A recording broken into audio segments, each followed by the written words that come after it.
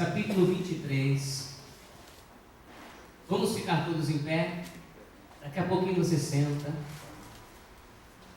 Nós vamos hoje meditar na palavra acerca do que aconteceu com o sangue de Cristo lá no Gólgota, o Monte Calvário. Lucas 23, eu vou ler a princípio o versículo 33.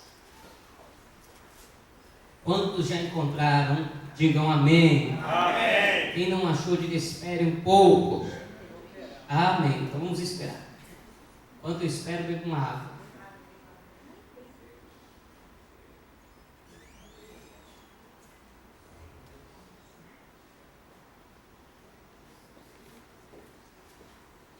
Já bebi a água.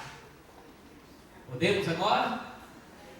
Lucas 23, versículo 33, diz assim: E quando chegaram ao lugar chamado Caveira, ali o crucificaram e aos malfeitores, um à direita e outro à esquerda.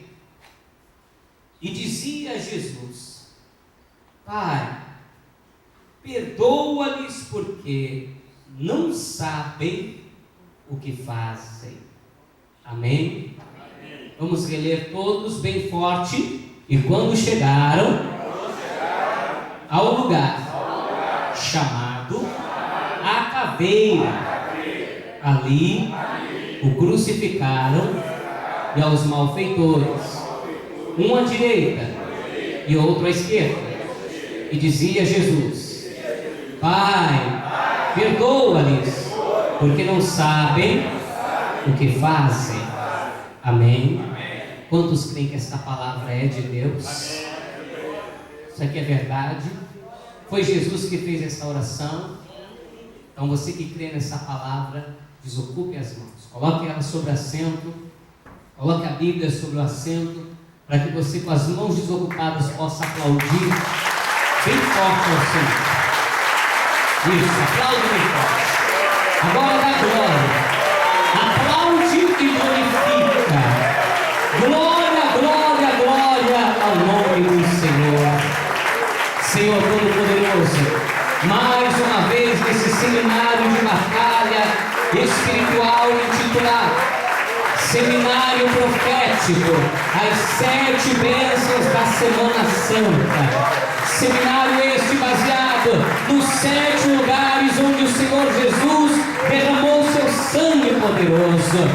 Por isso, mais uma vez eu te peço, fala com o teu povo, envia a tua palavra com poder e autoridade, e que a tua palavra vá e produza resultado. Diga amém, Senhor.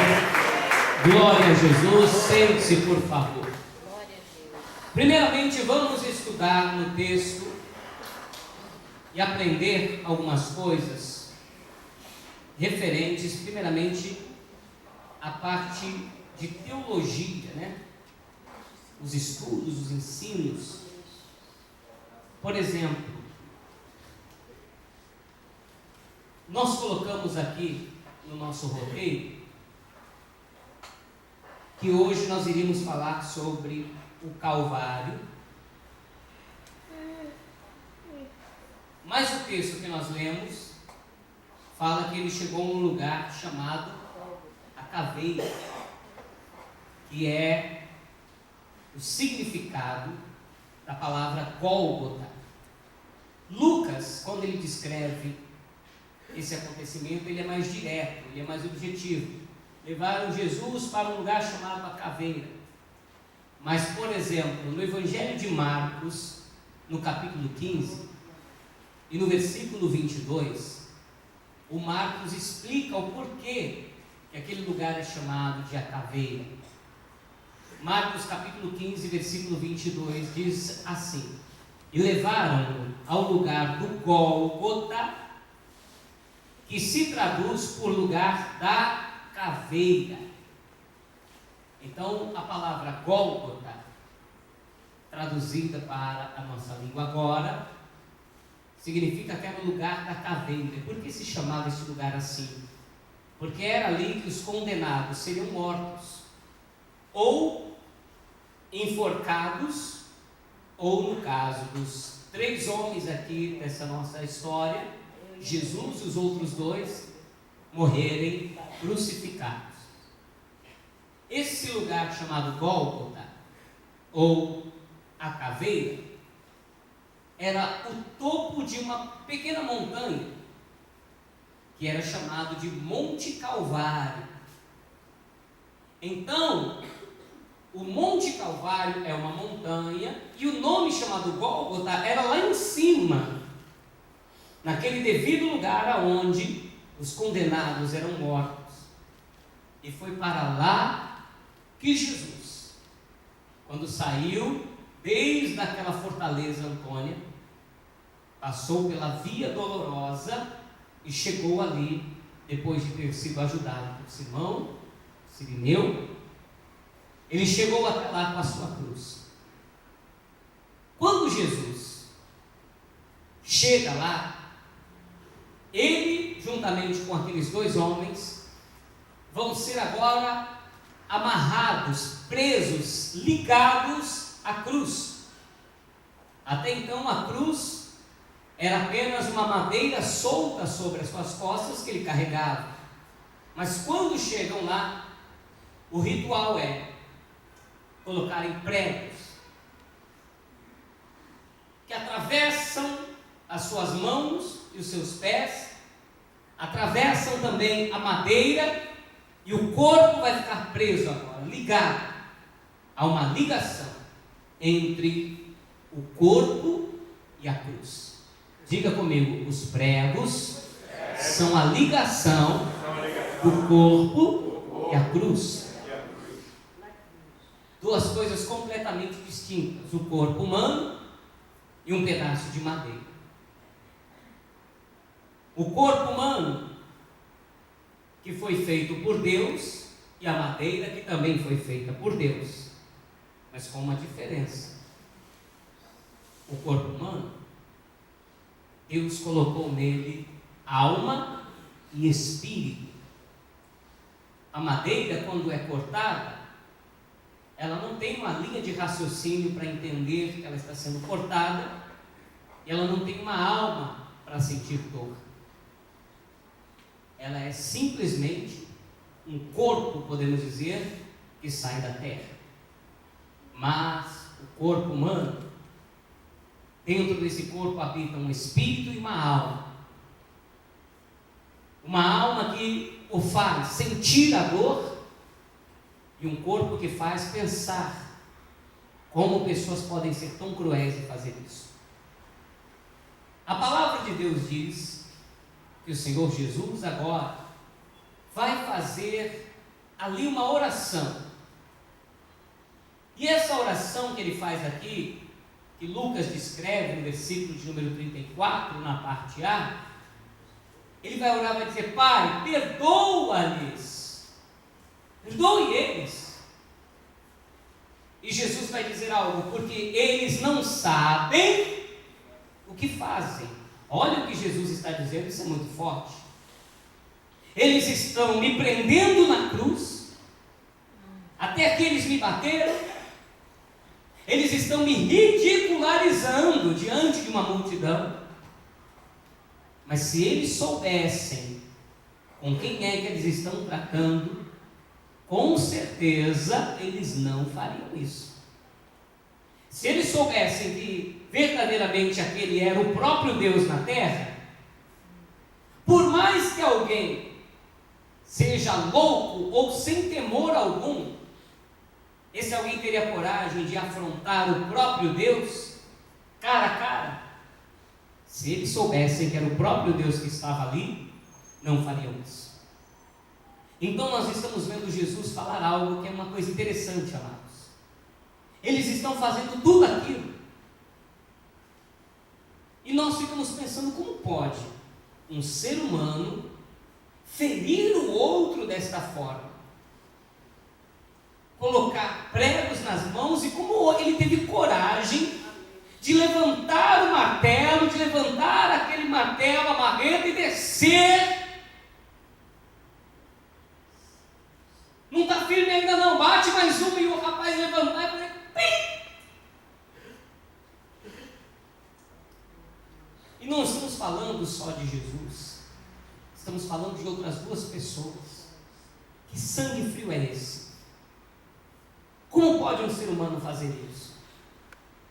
Você já se perguntou também, talvez ao assistir um programa de TV, uma reportagem, que alguém esquartejou o outro, aí você se pergunta, como alguém tem coragem de fazer isso? Que sangue frio é esse? E Jesus está nos dando a explicação aqui. Eles não sabem o que fazem. Olha o que está escrito aqui na carta aos Efésios, no capítulo de número 6. Leia aqui comigo, por favor. Efésios capítulo 6, vamos ler o versículo 12. Aqui o texto sagrado diz o seguinte. Eu vou ler o versículo de número 11. Efésios capítulo 6, verso 11. Revestivos de toda a armadura de Deus, para que possais estar firmes contra as astutas ciladas do diabo, porque não temos que lutar contra carne e sangue, mas sim contra principados, contra as potestades, contra os príncipes das trevas deste século, contra as hostes espirituais da maldade nos lugares celestiais. Ou seja, o problema não está em quem é de carne e sangue. O que Jesus quis dizer quando falou, eles não sabem o que estão fazendo. Nós não podemos culpar aquele que é carne e sangue somente, porque por detrás daquele que é carne e sangue, existe aquele que é um espírito e que age nas regiões espirituais. A palavra de Deus diz, eu gostaria que você lesse, por favor, no Evangelho de Mateus, no capítulo de número 16.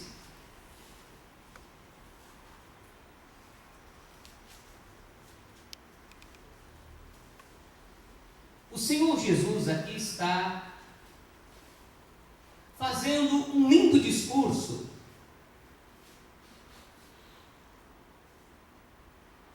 Ele está dizendo algo muito sério. Mateus 16, versículo de número 19. Ele vai estar dizendo para Pedro aquilo que ele falou, que na verdade, que qualquer pessoa, se dois concordarem acerca de qualquer coisa aqui na terra, o que esses dois ligarem aqui na terra, seria ligado no céu. Mateus 16, o versículo 19 diz: eu te darei as chaves do reino dos céus, e tudo o que ligares na terra será ligado nos céus, e tudo o que desligares na terra será desligado nos céus. Então mandou os seus discípulos que a ninguém dissesse que ele era o Cristo. Desde então começou a Jesus mostrar aos seus discípulos que convinha ir a Jerusalém e padecer muito dos anciãos e dos principais, dos sacerdotes e dos escribas, e ser morto e ressuscitar ao terceiro dia. E Pedro, tomando de parte, começou a repreendê-lo, dizendo: Senhor, tem compaixão de ti? De modo nenhum te acontecerá isso. Ele, porém, voltando-se, disse a Pedro: para trás de mim. Quem é que ele está dizendo que está usando a boca de Pedro? Que me serves de escândalo, porque não compreendeis as coisas de Deus, mas só as que são dos homens. Você não consegue compreender as coisas espirituais, você só consegue entender as coisas que são de carne e sangue. Mas a nossa luta não é contra a carne e o sangue. A nossa luta é contra principados, potestades, contra as hostes espirituais.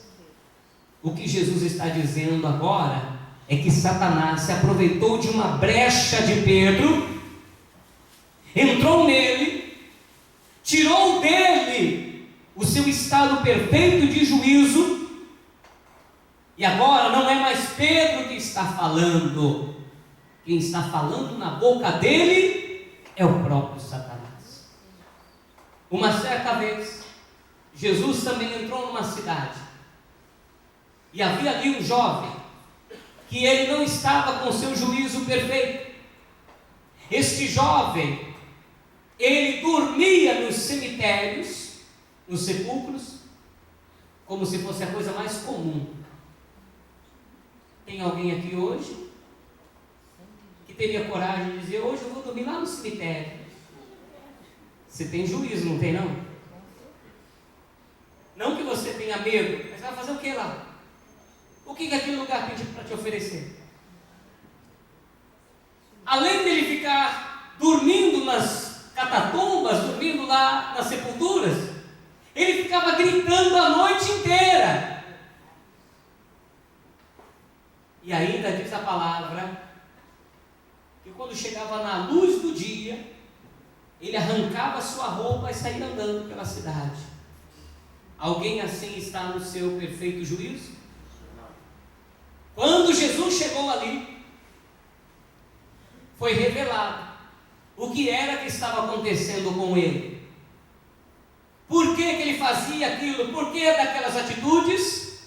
Porque não era simplesmente ele, mas havia uma legião de demônios que incorporaram nele e faziam ele ter aquelas atitudes. Não era ele. Você entende agora o porquê Jesus orou e disse: Pai, perdoa-lhes, porque eles mesmos nem estão sabendo o que estão fazendo. Eu me recordo de uma história na cidade de Bauru, no interior de São Paulo. Um homem que era visto pela sociedade, pela cidade de Bauru, um homem honesto, trabalhador. Ele era de casa para o trabalho, do trabalho para casa, de casa para a igreja, da igreja para casa. Casado, 2 filhos. A mulher também frequentava a igreja com ele. Mas aí, um dia ele chegou mais cedo do trabalho. Quando ele entrou em casa, a mulher dele estava deitada na cama com um amante, nua. E um homem também. 3 horas da tarde, os dois dormindo. Aquele homem, friamente, um homem crente, que frequentava a igreja, que dava glórias a Deus, que conhecia a Bíblia, mas por um momento deixou a ira entrar no seu coração. Ele vai até a cozinha, pega uma faca, volta para o quarto, e está lá indo o casal de amantes dormindo, e ele começa a dar facadas nos dois, facadas. Ele mata a mulher e o amante. E quando ele percebe, quando ele cai em si, ele olha para a mão dele, tem uma faca cheia de sangue. Ele olha para a roupa dele, está cheia de sangue. E ele olha para a cama e 2 pessoas mortas. Ele se desespera, começa a gritar: ai meu Deus, o que eu fiz? O que eu fiz? Quando o delegado vai interrogá-lo: por que o senhor fez isso? Por que o senhor foi lá? Para que você foi fazer isso? E no interrogatório ele relata que na memória dele, ele só tem a lembrança de quando ele chegou, viu o corpo, e ele só acreditava que ele tinha matado os 2, porque na mão dele estava a faca cheia de sangue, e o corpo dele com a roupa toda ensanguentada. Aquele período das facadas, ele matando as pessoas, estava apagado da memória dele, ele não conseguia se lembrar. Ele passou por vários psicólogos. Depois, os psicólogos realmente comprovaram que é possível uma pessoa fazer alguma coisa no momento de raiva, de fúria, e que aquilo que a pessoa faz na hora, depois fica apagado da memória, a pessoa esquece. Esta é a versão da psicologia. Mas você que é um pouquinho entendido, que cresceu um pouquinho espiritualmente, você está entendendo o que foi que aconteceu quando a ira entrou no coração dele. Satanás achou uma brecha, o diabo entrou na vida dele e usou a vida, usou as mãos para que ele cometesse aquele assassinato. E quando o diabo depois o deixou, saiu dele, ele estava olhando para a mão e uma faca cheia de sangue.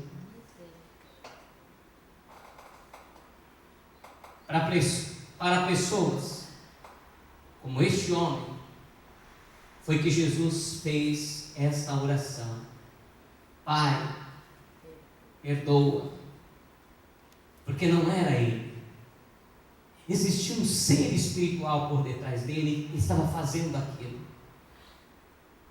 Então Jesus está nos ensinando, sabe o que? Existem pessoas que fazem cada coisa conosco e nós não entendemos como um ser humano pode desejar o mal para o outro. E talvez você pense: ah, pastor, isso aí é para quem está endemoniado. Não se esqueça que Pedro estava andando lado a lado com Jesus, e que Jesus acabara de dizer: Pedro, tu és a pedra pequena, e sobre esta pedra edificarei a minha igreja, eu te darei as chaves do reino. Eu vou te dar o poder de que aquilo que você ligar na terra será ligado no céu. Não sei se foi a soberba que deixou o diabo entrar no coração de Pedro, mas mesmo alguém andando com Jesus não vigiou e o diabo usou a boca dele. Pessoas como você e eu, servindo ao Senhor, se nós não vigiarmos, o diabo pode usar a minha boca, sabia disso? Se eu não vigiar, mesmo sendo um pastor, se eu não vigiar, o diabo pode usar a minha boca para ferir a minha esposa, para ferir os meus filhos, para ferir um obreiro. Pergunte aí para esses obreiros que já andaram tanto nessa caminhada da vida, obreiros que já vieram de outros ministérios, que já estão há muito tempo na obra. Vai dizer que nunca aconteceu de um pastor ser usado pelo diabo para falar algo para você. Vai dizer que não aconteceu de um pastor ser usado pelo diabo para te afrontar, para te humilhar. Acontece ou não acontece, igreja? Misericórdia, pastor, isso comigo não acontece não. Não? Essa inveja maldita que você tem de alguém vem de quem? Esse desejo de vingança vem da onde? De Deus? Esse desejo pelo mal de alguém vem de quem? Nós precisamos colocar a nossa vida no altar, para que o diabo nunca mais consiga se apossar do nosso corpo, nunca mais use a nossa boca, mas pelo contrário, quanto mais nós andarmos em santidade, quem vai usar a nossa boca é o Espírito Santo de Deus, para levar palavra de edificação, de fé, de consolação, de crescimento para alguém. Eu quero, e você tem que querer também ser usado, ser usada pelo Espírito de Deus. Queridos, por isso que Jesus orou dizendo: Pai, perdoa. Então, quando alguém usado pelo diabo abre a boca e fala um monte de coisa na tua cara, quando alguém usado pelo diabo se levanta contra a tua vida e você percebe isso, a oração que você tem que fazer é: Senhor, essa pessoa está se levantando contra mim, mas ela nem sabe o que está fazendo. Essa pessoa está se levantando contra mim, mas ela não está nem sabendo o que está fazendo. Porque se ela soubesse que eu sou um servo do Senhor, um ungido de Deus, se essa pessoa soubesse que eu sou a menina dos olhos de Deus, porque é isso que a palavra garante que você é a menina dos olhos do Senhor. Se alguém soubesse que você é a menina dos olhos de Deus, nem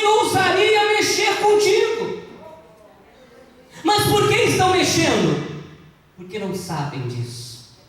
Então a minha e a tua oração deve ser: Pai, perdoa, porque eles não sabem nem o que estão falando, não sabem nem o que está fazendo.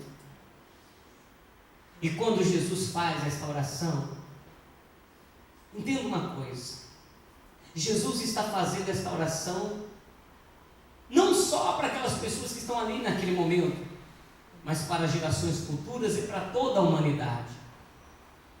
E aqui no texto de Lucas capítulo 23, nós encontramos algo que simboliza a humanidade dividida em duas partes.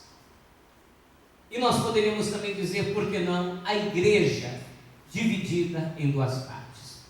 Lucas capítulo 23, versículo de número 38, a palavra de Deus diz: e também por cima dele estava um título escrito em letras gregas, romanas e hebraicas: este é o rei dos judeus. E um dos malfeitores que estavam pendurados blasfemava dele. Diga comigo: blasfemava dele. O que era blasfêmia? Qual é a blasfêmia que esse homem vai cometer? Preste atenção. Dizendo: se tu és o Cristo, salva-te a ti mesmo e a nós. Olha o que esse homem vai dizer, gente. Se tu és o Cristo, se desligue da cruz e me desligue também da cruz. Os pregos eram que ligavam o corpo à cruz. O que ele está pedindo: se tu és o Cristo, se desligue dessa cruz e depois vem aqui e também me desliga. Por que esses dois homens agora ao lado de Jesus representam toda a humanidade ou a totalidade da igreja? Porque toda a humanidade, ela é dividida exatamente entre duas personalidades de pessoas. Pessoas que se voltam para Deus simplesmente quando estão ligadas a uma situação de extrema dificuldade. Pessoas que estão ligadas a uma situação muito difícil. Pessoas que estão ligadas a uma situação que não tem forças para saírem dela sozinhos, mas tem a maior cara de pau de chegar até Deus e dizer: se o Senhor é Deus, o Senhor vai me tirar dessa. Preste atenção no que eu vou te dizer. Isto é uma blasfêmia. Eu vou repetir. É uma blasfêmia quando alguém questiona o poder de Deus, colocando em questão o poder de Deus. É aquela pessoa que diz: se o Senhor é Deus, o Senhor vai me curar. Como é que é? Se o Senhor é Deus, o camarada vai lá, comete um crime, vai parar na cadeia, e dentro da cadeia ele tem a cara de pau de fazer uma oração: se Deus é Deus, se Deus existe, Ele vai me tirar daqui. Quer dizer que quando a coisa aperta, quando a situação fica difícil, agora eu te pergunto: Jesus é o culpado desse homem estar na cruz? Por que esse homem está preso à cruz? É a consequência das suas próprias escolhas. Aí a pessoa vai lá, faz um monte de dívida, pega o cartão de crédito e sai passando, se endivida. Aí vai na igreja e fala: se Deus é Deus, Ele vai limpar o meu nome, vai me tirar dessa dívida. Ô blasfêmia que essa pessoa comete. Quando a pessoa coloca em questão o poder de Deus, que Deus só vai ser Deus se acontecer aquilo que ela espera, isso é uma blasfêmia. Cuidado. Não foi Jesus que te colocou nessa cruz. Quem ligou foi você que se ligou a esta situação. Jesus desceu do céu, pegou na tua mão, foi lá, pegou na mão do teu marido, juntou as duas mãos e falou: olha, vai lá, namora e casa. Não, foi você que se ligou a essa pessoa. Agora não fica aí, se Deus é Deus, esse homem vai se converter.